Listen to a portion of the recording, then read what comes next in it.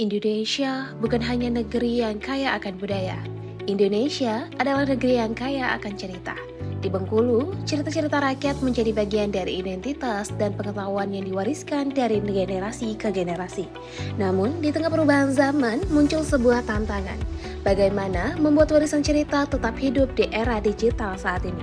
Syukur Alhamdulillah kita tempat yang sholat untuk memberikan kita kesehatan, kesempatan dan kemauan hingga hadir di sini untuk melaksanakan aktivitas yang sudah kita sepakati dan rangka pelaksanaan salah satu Tridharma 2025. Baik, sebelum saya masuk ke sini, history dulu flashback sedikit dalam cerita rakyat itu ada apa saja, terus nanti apa yang bermakna dari cerita itu.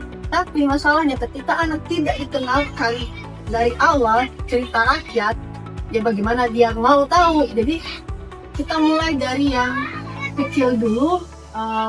Memang agak susah, pelestarian baru terjadi ketika asal usul konteks izin dan perubahan konten dapat ditelusuri. Berangkat dari persoalan tersebut, tim pengabdian kepada masyarakat Universitas Bengkulu hadir untuk memberikan pelatihan dan pendampingan kepada komunitas GA21. Dari proses pelatihan dan pendampingan tersebut, kami memperkenalkan dua inovasi utama, yaitu dashboard kurasi dan game edukasi. Buat dashboard yang sangat sederhana, sederhana tapi dia sudah berbasis digital. Jadi nanti bisa diakses lewat handphone dan lain sebagainya. Tapi dashboard ini tidak bisa dibuat begitu saja tanpa ada bantuan dari katakanlah media lainnya. Apa itu? Nah, untuk lebih mempersingkat lagi, saya berikan shortcutnya. Jalan pintasnya adalah ChatGPT, ya.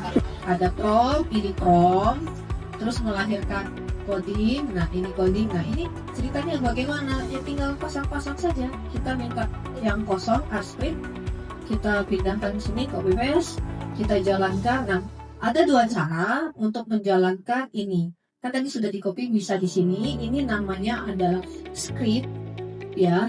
Di bawah sini namanya konsol.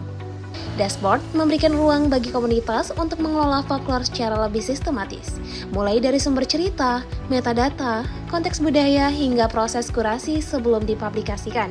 Sementara game edukasi mengubah cerita rakyat menjadi pengalaman belajar yang lebih interaktif dan dekat dengan generasi muda. Keduanya membentuk sebuah siklus, kumpulkan, kurasi, publikasikan, belajar, dan perbaiki. Jadi karena dashboard ini menggunakan RStudio.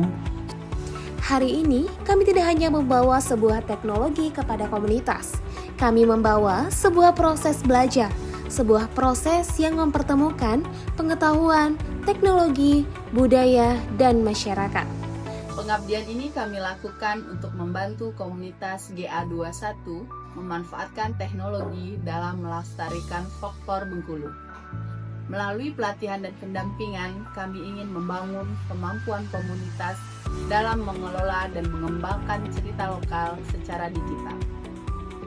Harapan kami, inovasi ini tidak berhenti pada teknologi, tetapi mampu menjadi bekal bagi GA21 untuk terus menjaga dan mewariskan budaya kepada generasi berikutnya. Dari Universitas Bengkulu bersama komunitas GA21, kami percaya bahwa pelestarian budaya bukan hanya tentang menjaga masa lalu, tetapi tentang mempersiapkan generasi untuk mengenal, memahami, dan meneruskan warisan mereka.